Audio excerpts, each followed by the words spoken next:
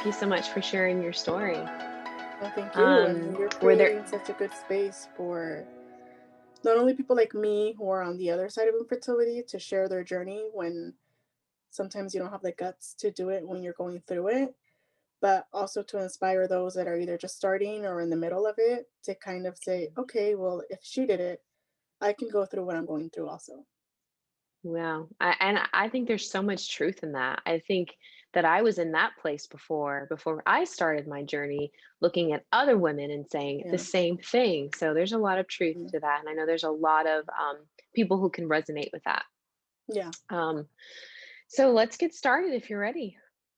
Okay. Or how old were you when you found out that infertility was something that you were dealing with? My husband and I got married when I was 21. He was 24. So 6 months into the marriage, we said, let's have a baby because it wasn't try for a baby. It was, well, now's a good time. So let's go ahead and get pregnant and have the baby.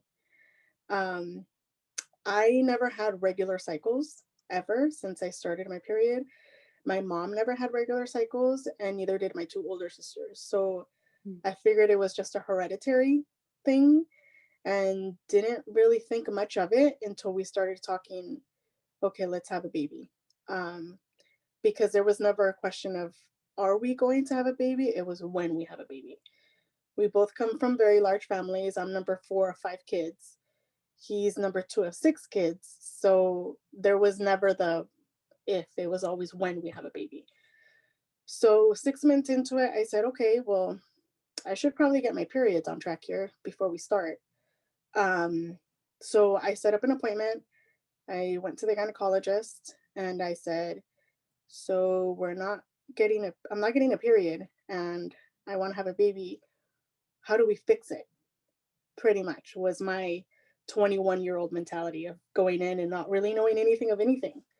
So that Yeah. was in March of 2016. And Okay. little did I know that that first appointment was going to be a journey of 13 years to finally Wow. conceive. And I am going to add, I don't know how the other women that you've spoken to have not cried, but I will probably cry at some point here. That is A-okay. That is Okay, okay. Yeah. There's a lot of emotions when we're talking about all this. This stuff there isn't easy. is.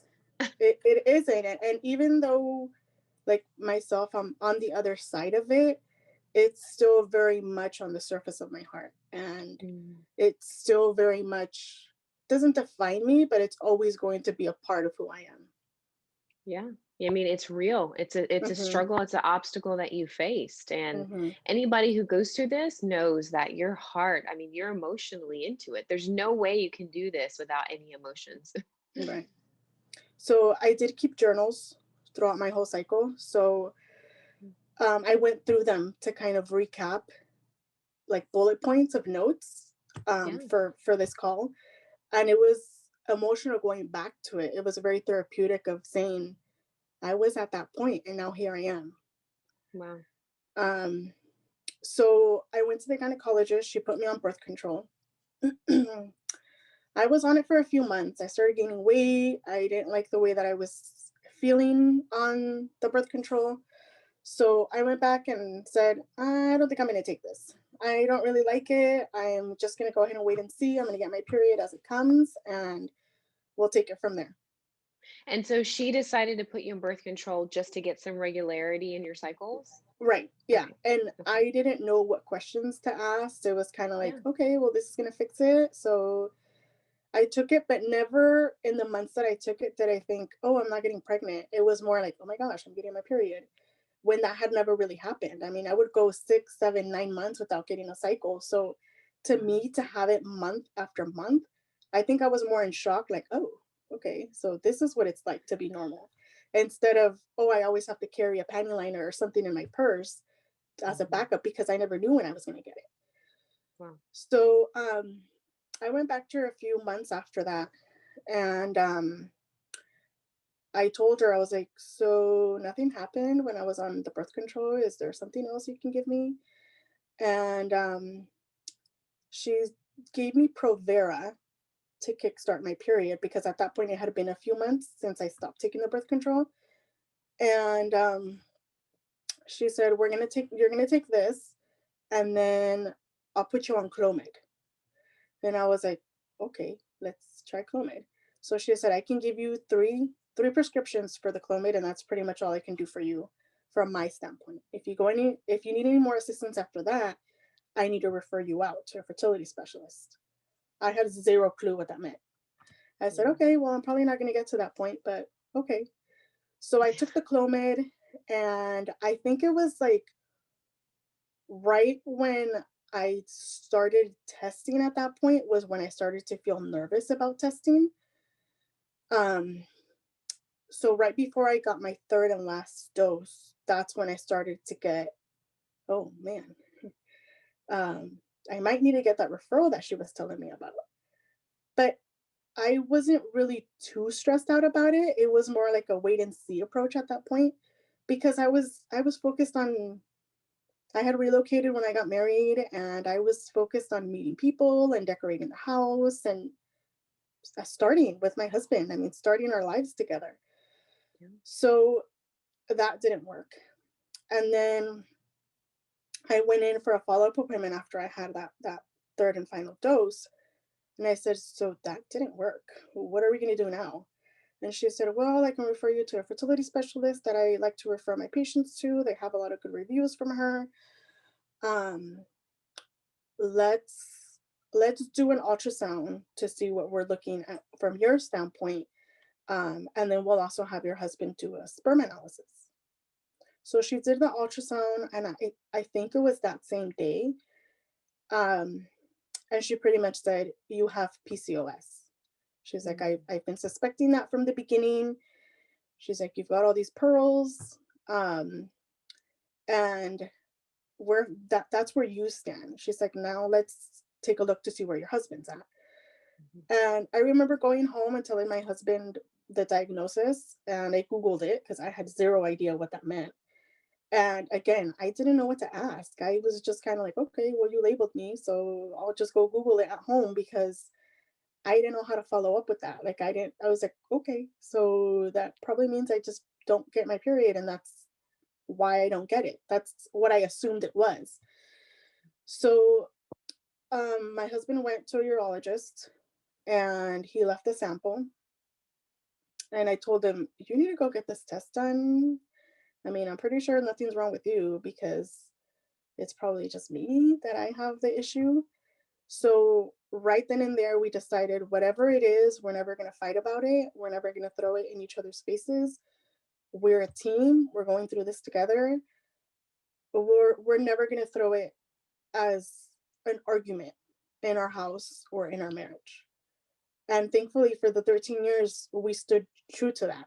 He was my That's good. biggest partner.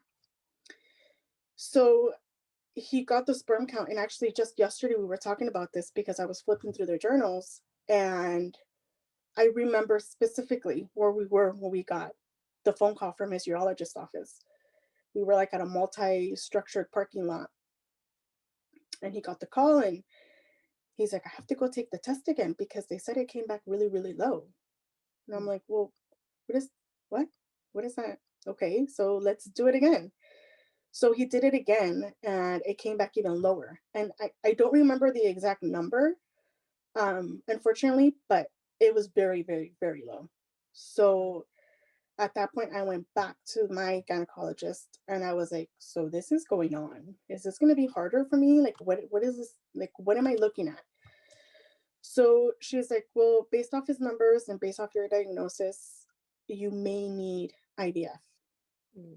And that I remember breaking down because it felt like reality hit me in the face. It was something that I wasn't willing to look at on my own because I didn't know how to put all those pieces together that they were giving me. So when she told me and she explained to me the process, I was like, but I'm like 22 years old. How is this going to be so hard? How, like, my husband was 24. How do you process that? I was so Yeah. young. So um she sent me to a major office here locally in San Diego, and I went by myself because My husband couldn't take the day off. And I told him, well, it's just going to be an initial appointment. Like, they're probably not going to need you. Like, let me just go in, let me see what the doctor says, and then I'll fill you in. And I remember in the first 10 minutes that I got there and I was speaking to the doctor, I said to myself, oh, I don't think I'm going to come to this clinic, because the doctor pretty much told me, why is your husband not here? This is such an important appointment.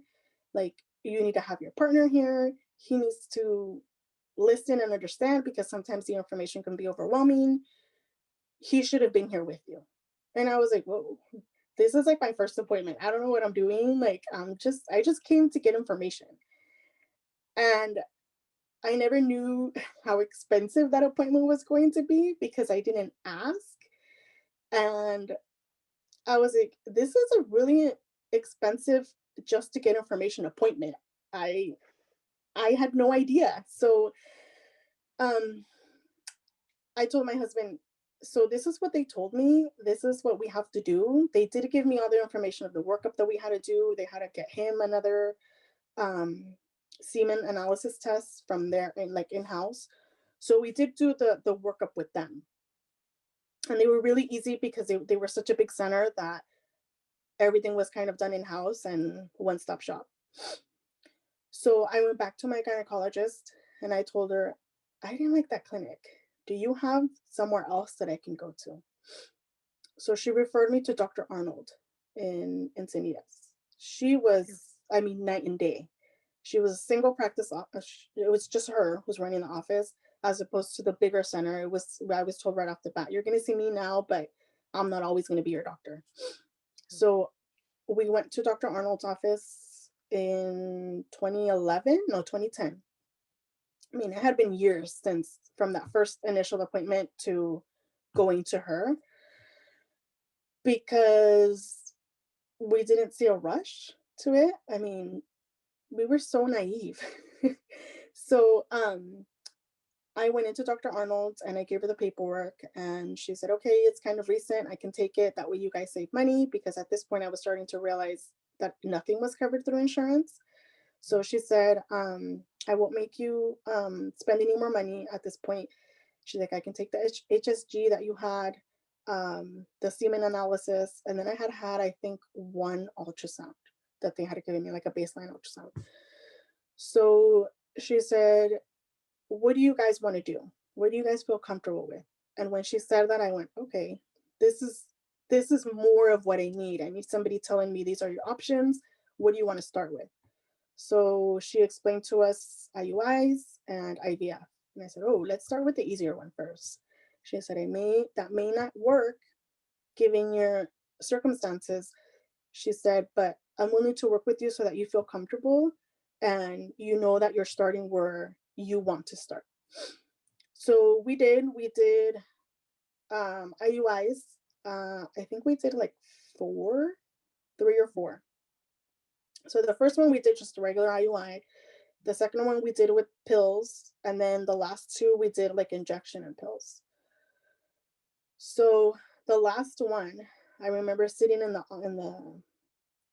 office in the consult room with her, and she said, "I'm about to get your husband, but just given his count that he left, I'm going to tell you have about a 5% chance of this working." And I mean, I was laying down, getting ready, getting pumped, and that was hard. That was Yeah. very, very, very hard. And I appreciated her not sugarcoating things, but my husband was so excited. And I knew that he was standing right outside the door. And we had done everything that we needed to do at that point for it to give it a good chance. So, I mean, I cried. I cried through the whole IUI. And I didn't tell my husband until days later because I didn't want to disappoint him. Even though I knew I wasn't going to, I felt like by me telling him it's going to be negative before we even took the pregnancy test was already setting him up for a lot of sadness and a lot of depression. And I didn't want to cause that. So in March of 2011, I went back with Dr. Arnold and she said, you have a small fibroid that may impact your fertility. It's too small right now, but it may. That was the first time I had ever heard that word. She pretty much explained to me what it was. And I was like, but it doesn't matter right now. And she said, well, no, we can kind of work around it, but just to let you know it's there. And I said, okay. So um, we got the negative pregnancy test, which we were expecting. And then in June, 5 years after I had that first initial appointment, we we were told we were candidates for IVF. Pretty much, she said, "You're throwing your money away by doing IUIs. I don't want to keep wasting your time and your money. You need to do IVF in order for this to work." So I told her, "Is that the one that costs like a lot of money?" So she said, "Yeah, that's pretty much it." And then that's where I kind of started realizing that I was starting to get depressed at that point because I felt like my life was on hold. I felt like couples that we had gone through their journey of meeting someone, getting married, planning their weddings, and they were getting pregnant. And it started to affect me personally when I would get invited to baby showers. And when you have such a big family on both sides, there's always two or three people pregnant at the same time. So June through December, I think I was the saddest always because we had summer break and all my nieces and nephews would be out and my sisters would be like, "Hey, can you watch the kids?" Or Halloween came around and I mean the stores are just full of that excitement, and then you come home and it's empty and quiet. And Christmas comes around. That's when I started realizing that oh, I wanted it. I wanted it more than I was letting myself feel. Yeah. So in October of 2011, I told my husband, I was like, let's go back to Dr. Arnold. Let's have her see what this whole IVF thing is going to cost us because I want to do it. Like, this is something like I really want to have a baby. So we did another ultrasound and she said, that fibroid that you had is a lot bigger now. Mm. So she said, we can start it, but I don't know if we're going to be able to do, we may only be able to leave it halfway. We'll do the retrieval and then we'll see what the fibroid looks at that point. Um, and then we'll go from there. Okay. So I think it was because I had such a big breakdown in her office. She told me that she had a clinical trial going on in her office, which we qualified for. Mm. So I think our out of pocket was maybe like $4,000 to $5,000 for the full cycle of IVF. Wow. Yeah. So I mean, it was kind of like, okay, you qualify. We're gonna start next week, and I Yeah. had to get things coordinated with work. And I told work, like my bosses, that I hadn't. Nobody knew at that point. I mean, close family knew, but extended family didn't know. It was kind of like, when are you gonna have kids? Oh, not right now. We're gonna wait. We always avoided the question. So we did AVF, and I got 30 eggs, and Which is typical for somebody who has PCOS, right? mhm, that's Okay. what I was told. She did tell me that she expected a good outcome. Yeah. So I mean, I was excited. The Yeah. possibility of it not working never even crossed our minds. It didn't. So Did you, sorry, question. Did you guys use ICSI for his sperm? we did. Yeah, we did. Okay. Okay. So when I woke up from anesthesia, she said, that fibroid that you have, I couldn't get around it. So I was only able to retrieve 4 eggs No way. because it would have been too much of a risk for you to bleed out if I would have tried to maneuver the catheter, take it out. And that was the second time that I cried hysterically in front of her. Um, Wow. and I remember like tears just, I mean, I was in and out of it, but I remember it enough to think this may not work. And I remember telling her, don't tell my husband. I want to be the one to tell him because it's my fault. Because if I didn't Mm. have the fibroid, we would have the 30 eggs. And Mm.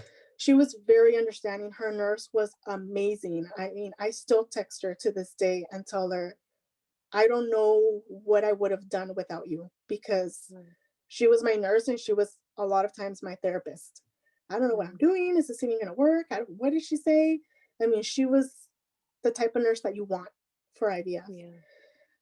So she was there before my husband came in the room. She was consoling me. She was explaining to me that sometimes things just happen. And I said, well, things are always happening to us. Like, I just want a Mm. break. So from the 4 eggs that we got, 2 of them are left. So the doctor said, I don't usually have an appointment right after this, but I'm going to have an appointment with you. So she pretty much told me that my fibroid was right where implantation Oh, happens. So she wasn't able to go further with the treatment. I would have to have wow. surgery for it. So that was in December. I had to wait until April to get insurance under my husband, um, to see a gynecologist to start the process of this surgery that I was going to need. So I went to see my gynecologist, who is still my gynecologist to this day because she's amazing. And in June of 2012, I had surgery, and it was an abdominal myomectomy. So it was exactly like a C section.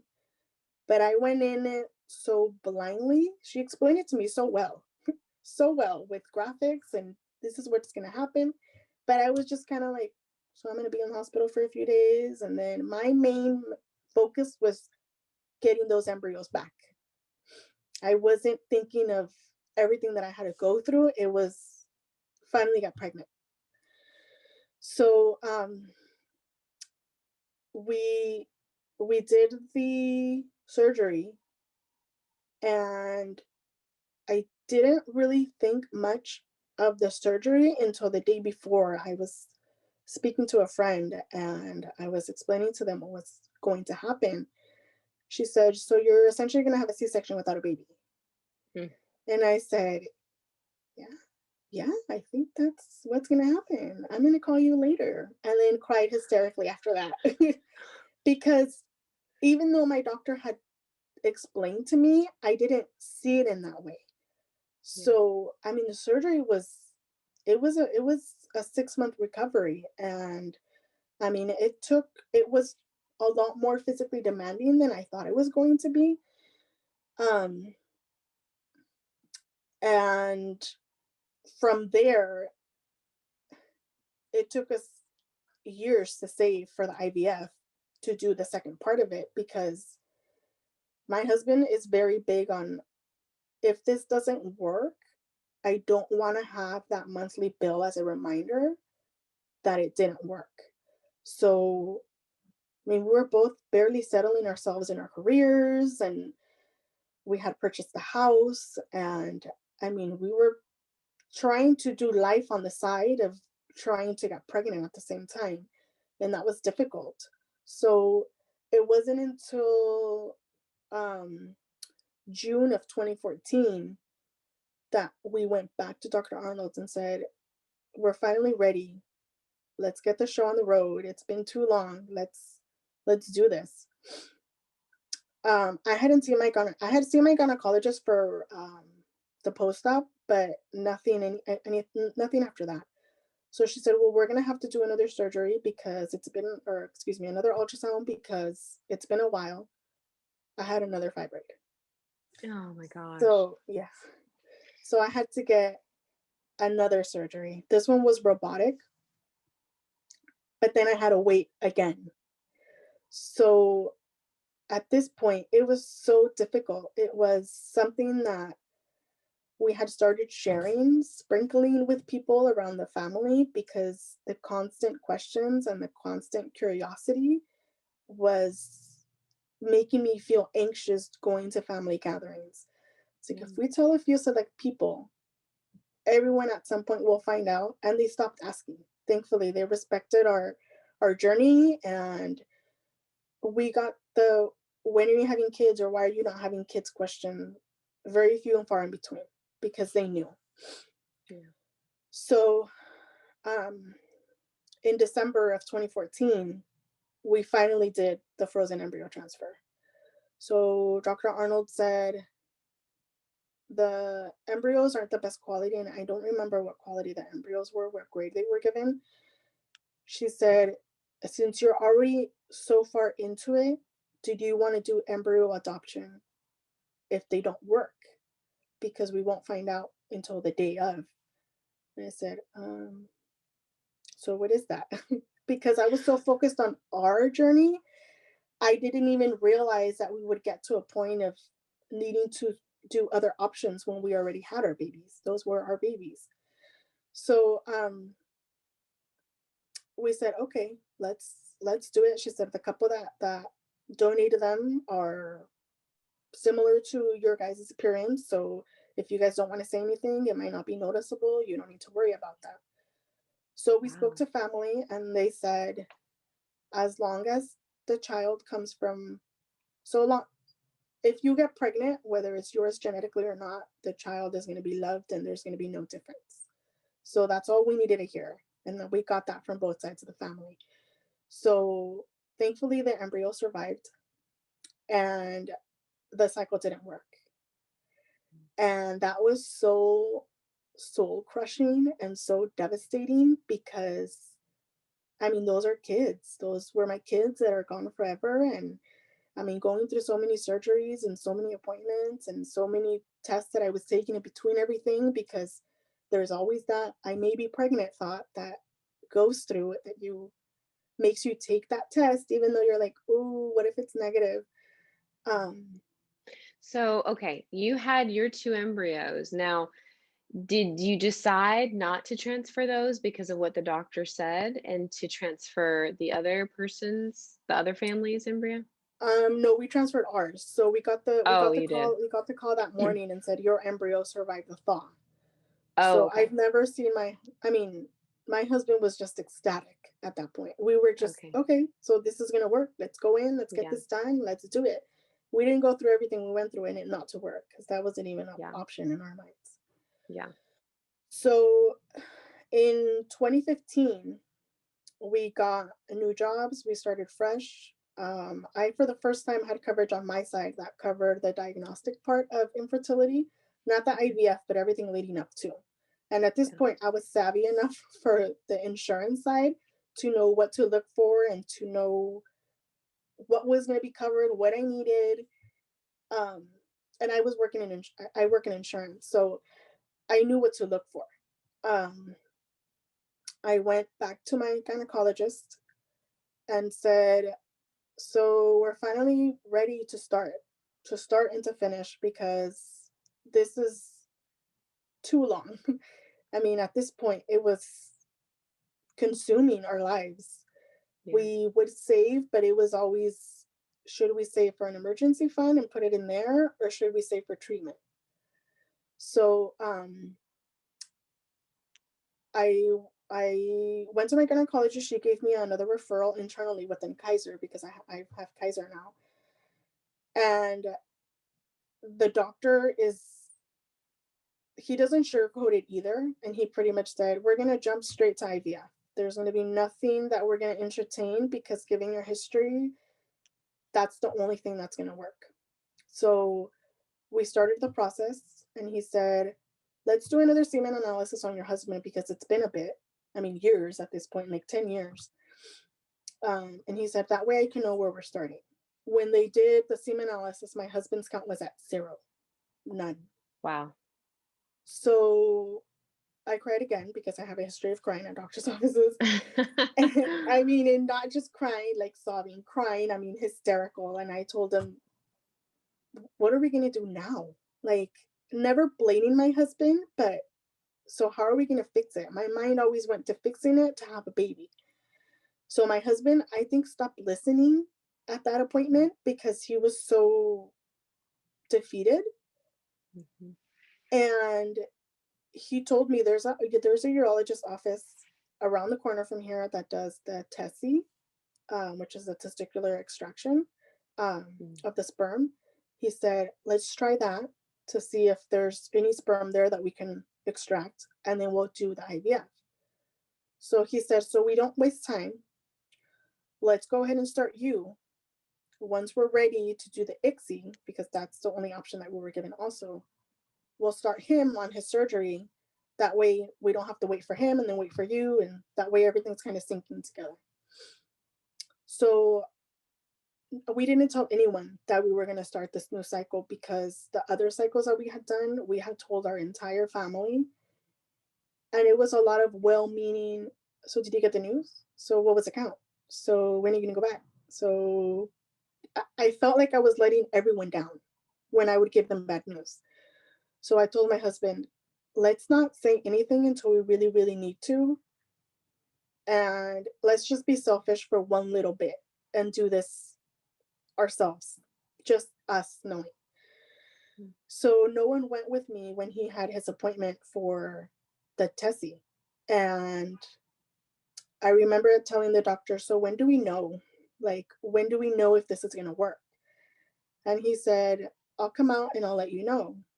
And I think I was going to have the retrieval like a couple of days after that. And I said, well, I have my retrieval coming up around the corner. Um, I mean, I was stressed. I was stressed sitting at that doctor's office, not knowing, because I was by myself and I didn't know if it was going to work. I was so scared at that point because I only knew failure at that point. So Mm. he did. He had sperm. They were able to retrieve it. I mean, we were both ecstatic. And I bet. we went through with the IVF cycle. Finally, we knew what a full IVF cycle was, starting from start to finish. Um, and they did check me for fibroids. I did have a few, but they were very, very small, nothing to impact pregnancy. And I knew now to ask for an ultrasound before we even started the cycles because of my history. And we got the positive in November because they do a frozen. They freeze them for like a month and a half, I think, because that office saw better results with that. Hmm. And we got the positive pregnancy test in November. And now my son is 2.5. Yeah. Oh, congratulations. Thank you. And That's this is probably where I'm gonna beautiful. start crying.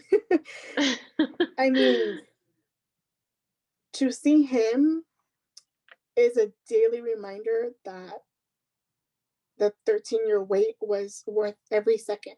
And it's made me into the mom I am today. And if God would have blessed us with the child right away, we would have loved that child, of course. But the intense gratitude that we feel with our son is beyond anything we can even understand. Because when you wait for someone for so long, it's it's incredible how much your mentality and your perspective changes, because nothing else is more important than making him feel loved and appreciated, and raise him in a way that he knows that he was wanted way before we even thought he was a possibility. And for him to know that everything was done with faith, because if we wouldn't have held on to each other and God, I don't think we would have been able to get to where we are now. And we wanted to start again for another baby because we have two more embryos that are frozen. But then the pandemic hit. And then my clinic kind of opens and closes with strict restrictions. So I'm back into the middle of infertility, of trying again, of those feelings of, will this even happen again? And my husband said, well, we have Isaac now. And I said, well, we have Isaac now, but I want to try for my other kids because they're still there. They're suspended in time until I can go get them. But for right now, I think we're going to wait, even though we don't want to. But given the state of the world right now, I think we're going to have to wait because, like I said, my clinic opens and closes. So it's kind of, let's wait until it's fully open and no restrictions and everyone's kind of better world. The world is better. Yeah. But yeah, I mean, it's hard. I mean, I still live in between infertility and being a mom, and it affects me daily because Mm. I had the name Isaac picked out for a son since, I mean, I was a child. I always liked that name. If we were Mm. playing with dolls, my son was always Isaac. Isaac was a name. And when I met my husband, I kept journals. When I mean, I always kept journals, but I have a journal specifically when we were dating. And I remember telling him in the journal I wrote down, I told him that I want our son to be named Isaac. Little did I know the biblical history of the name, and he is that promise. He is that promise that God gave us, that, we kept true to him and faithful, and we held on, and he's here. Wow. Hmm. What an incredible story. And I can relate to you so much because whew, trying for Valentina for so long, for so many years. Um, it's true, you look at that baby and of course, like you said, no matter what, every parent loves their child. However, when you've tried over and over and over and over again, and you've overcame so much, and to see that little miracle before you, I know that I'm always gonna be in awe. Oh I yeah, don't think I'm ever gonna lose that wonder, yeah. when, just seeing her and thinking about our journey. And Hmm. like you, Mondo and I, we've done we're not perfect, but I feel like we've done a really good job at, um, being good partners through it all. Hmm. And, being for one another and, not allowing our issues to cause tension between us. Yeah.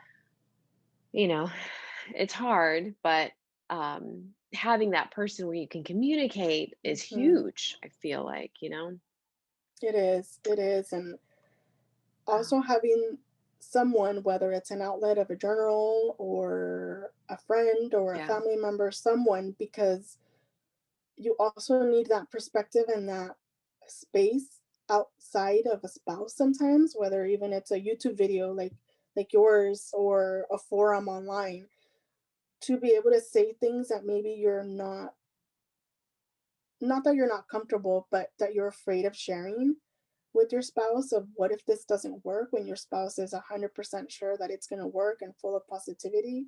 And sometimes you don't want to bring them down with the negative of, hey, we've been here before, it hasn't worked.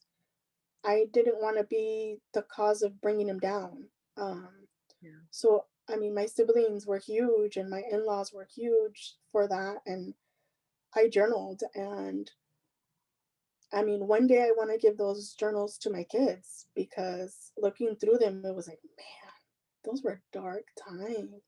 Those Yeah. were very dark times. And there were times full of hope and full of love, but they were dark times. And I read them every once in a while when I have a hard day between working and taking care of my son. They're hard days, but they're still amazing days. Hmm. And I keep those journals handy to be able to go back to them and remind myself, don't let yourself for a second forget that this is all you wanted for such a long time. Take it Yeah. in, even the good days and the bad days, take it all in, because this is what motherhood is. I mean, I question myself every day. Did I read enough? Did I do enough activities? Did I talk to him enough? And he is the center of our universe. And I mean, at 2.5, he knows. And I keep a picture of the embryos that we lost from that Mhm. first cycle. I keep it in his room. And we weren't given a picture of him as a blastocyst because the clinic said they didn't like taking pictures. Like, the least that they handle them, the better. So I always felt kind of sad about that.